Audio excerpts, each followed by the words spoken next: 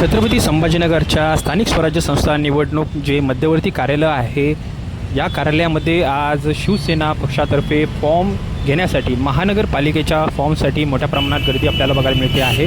आपण बघतोय इच्छुक उमेदवारांची ही गर्दी आपल्याला बघायला मिळते आहे। किती उमेदवारांनी आतापर्यंत फॉर्म नेला आहे, काय आहे चित्र, भाजपचा रेकॉर्ड तुटणार का, भाजपच्या जो काही फॉर्मची संख्या होती ती संख्या शिवसेना मध्यवर्ती कार्यालयातून जाणार का, बघूयात नेमकं काय घडलं आहे।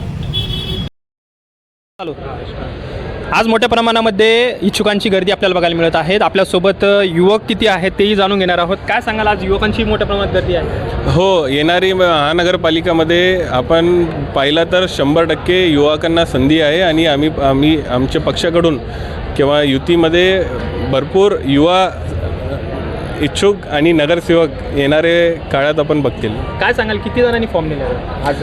आत्तापर्यंत 500पेक्षा जास्त झाले। 2 तास झाला आम्हाला चालू करून आणि 500पेक्षा जास्त फॉर्म आत्तापर्यंत गेले आणि उद्यापर्यंत 5 वाजेपर्यंत हे ठेवलेलं आहे। म्हणून माझी अपेक्षा आहे की 1500पर्यंत इच्छुक उमेदवारांची संख्या होऊ शकते। भाजपचा रेकॉर्ड तुटेल? आम्ही एकमेकांशी रेकॉर्ड तर नाही, परंतु जे इच्छुक आहे ते भरपूर त्यांच्याकडे पण आहे आणि आमच्याकडे पण आहे आणि नक्कीच आम्हाला पण वाटतं की आमच्या पक्षामध्ये जास्त इच्छुक आहे, तर त्याच्यावर मी जास्त नाही बोलणार। काय वाटतं की तरुण आता मोठ्या प्रमाणात आपल्या पक्षाकडे आहेत, तरुणांनाही संधी देऊ लागले आहेत, काय किती तरुणांना संधी असेल एक अंदाज? आमचा विचार आहे की 50% जे नवीन युवा चेहरे जे सामाजिक प्रामाणिकपणे काम करत आहे, काहीतरी शहरासाठी नवीन करण्याची ज्यांची इच्छा आहे, असे लोकांना नक्कीच संधी देण्याचं आमचं काम आहे आणि ते आपण या ठिकाणी करणार आहोत। ऋषी भैया जयस्वाल कोणत्या वाटत लागतं? माझी स्वतःची इच्छा 15 नंबर प्रभागमध्ये माझं स्वतःचं मतदान तिकडे, मी तिथंच रहिवाशीसुद्धा आहे, म्हणून मी 15 नंबरमध्ये इच्छुक आहे। काय सांगाल आता एक अंदाज की मोठ्या प्रमाणात आता तरुण येत आहेत, त्याच्यानंतर फॉर्म भरण्यासाठी इच्छुक आहेत, त्यांच्यासाठी काय एक संदेश? सर्वांना एकच सांगेल की जर आपल्याला शहरामध्ये बदल घडवायचा असेल तर आपण सर्व युवकांनी पुढाकार घेऊन येणारे इलेक्शनमध्ये युवकांनाच जास्तीत जास्त तुमच्या माध्यमातून संधी तुम्ही जर दिली तर शहराचा विकास, नवीन काहीतरी मॉडेल प्रोजेक्ट्स आपण या ठिकाणी करू शकतो। म्हणून तुम्ही सर्वजणांनी पुढाकार घेऊन आपण सर्वांनी आपलं मत असेल किंवा आपले जे उमेदवार असेल त्यांना भरघोस मतांनी विजय आणि चांगले उमेदवार, एज्युकेटेड उमेदवारांना संधी द्यावी, हे आपल्या सर्वांना मी तुमच्या माध्यमातून विनंती करतो। आज छत्रपती संभाजीनगरमधील शिवसेनेच्या मध्यवर्ती कार्यालयामध्ये इच्छुक उमेदवारांचे अर्ज वाटण्यासाठी मोठ्या प्रमाणात गर्दी बघायला मिळत आहे। नेमकं काय आहे आजचं हे चित्र? किती फॉर्म आले जातात? आतापर्यंत जवळपास 500 ते 600 फॉर्म या ठिकाणी वितरित झालेले आहे आणि खऱ्या अर्थानं पदाधिकारी आणि कार्यकर्त्यांनी प्रचंड गर्दी आज इच्छुक उमेदवाराचे फॉर्म घेण्यासाठी या ठिकाणी केलेली आहे आणि चांगलं आहे, लोकांचा चांगला रिस्पॉन्स आहे आणि चांगले उमेदवार त्यातून येणाऱ्या निवडणुकीमध्ये उतरतील आणि निवडून येतील असं चित्र या ठिकाणी आहे। एका वॉर्डामधनं एका जागेसाठी म्हणजे ओपन पुरुष असेल तर 15 उमेदवार, 16 उमेदवार अनेक ठिकाणी बघायला मिळतात। हो, आहेत ना। म्हणजे बंडखोरीची शक्यता नाही, बंडखोरी शक्यता होणार नाही, कारण हे प्रभागाचं इलेक्शन आहे आणि एका प्रभागामध्ये जवळपास 40,000च्या आसपास मतदारांची संख्या आहे आणि असं असताना त्याच्यात बंडखोरी किंवा अपक्ष उभं राहणं असं काही शक्य होणार नाही।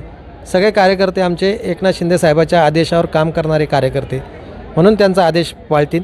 ज्यांना उमेदवारी देता येणार नाही त्यांना संघटनेमध्ये किंवा अन्य कोणत्या ठिकाणी त्यांना न्याय देता येतो का, यासाठी आम्ही प्रयत्न करणार। काल भाजपचे अनेक उमेदवारांसोबत आमची चर्चा झाली। त्यांचं म्हणणं आहे की मोठ्या प्रमाणात आमच्याकडे उमेदवारांची गर्दी आहे, परंतु दुसऱ्या पक्षांकडे अजूनही उमेदवार भेटलेले नाही आहेत। पण आजचं एक चित्र बघितल्यानंतर कुठंतरी कॉम्पिटिशन नाही, असं उमेदवार भेटत नाही असं होत नसतं। राजकारणामध्ये प्रचंड कार्यकर्ते काम करत असतात आणि त्यांना जो पक्ष न्याय दिला असं वाटतं त्यांच्याकडे ते जात असतात। त्यांच्याकडे प्रचंड गर्दी होती, आमच्याकडेही प्रचंड गर्दी आहे। फक्त महाविकास आघाडीचे जे काही पक्ष आहे त्यांच्याकडं उमेदवाराचा या ठिकाणी दुष्काळ असलेला दिसतो आहे, त्यांचं कुठंच काही चालू नाही आहे आणि आमच्या दोन्ही पक्षाकडं की जे पक्ष महायुतीमध्ये खरा अर्थ सत्तेमध्ये आहेत, या दोन्ही पक्षाकडं उमेदवारांची गर्दी मोठ्या प्रमाणात दिसून येणार आहे आणि येणाऱ्या निवडणुकीमध्ये सुद्धा या महानगरपालिकेवर महायुतीचाच भगवा झेंडा या ठिकाणी फडकणार। महापौर भाजपचाच होणार असंही म्हटलं जातं आहे किंवा त्यांनी तसं प्रचारही केला आहे आणि सर्व 105-125 ज्या काही जागा आहेत तिथं मुस्लिम पट्ट्यातसुद्धा आमच्याकडे उमेदवार आलेत असंही भाजपचं म्हणणं आहे। नाही, जागा कोणी किती लढवायच्या, कोणी किती जिंकायच्या आणि महापौर कोणाचा असणार हे ठरवण्याचं काम हे वरिष्ठ पातळीवरच्या नेत्याचं आहे।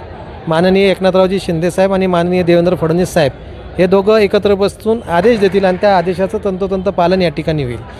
म्हणजे महापौराचं अजून आरक्षणच निघालं नाही, तर मग महापौर कोण असला पाहिजे याच्यावर कशी आता चर्चा करता येईल? त्याला थोडा उशीर आहे, थोडा धीर धरा.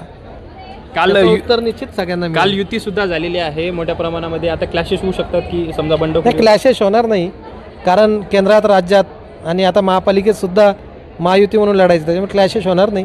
प्रत्येकाने आपापल्या वरिष्ठाचे आदेश पाळले तर एकमेकामध्ये संघर्ष होण्याचा प्रश्नच नाही. अनेक ठिकाणी काही कार्यकर्त्यांना बंडखोरी करणार असतील किंवा आता काय कार्यकर्त्यांना सध्या एक संदेश असेल? नाही, बंडखोरी करण्यासारखी आता परिस्थिती नाही आहे. हे एका वार्डाचा मर्यादित निवडणूक नाही आहे. 40,000 मतदान असलेला प्रभाग आहे आणि त्याच्यात अपक्ष उभं राहून मला असं वाटतं की जे पक्षाची जी त्याची सिनियरिटी आहे किंवा ज्येष्ठ यादीमध्ये त्याचा समावेश आहे, त्याच्यातून नाव न वगळता नगरसेवक होताना आलं तर पक्षामध्ये चांगल्या पदावर संधी मिळते काय, किंवा सरकारच्या ज्या अनेक समित्या आहेत त्याच्यामुळे कुठं संधी देता येते काय, अशा पद्धतीने आपण कार्यकर्त्याला या ठिकाणी ॲडजस्ट करणार आहोत. काय वाटतं बरं एकंदरीत किती फॉर्म जाऊ शकतात? फॉर्म 1,000च्या वरती फॉर्म जातील.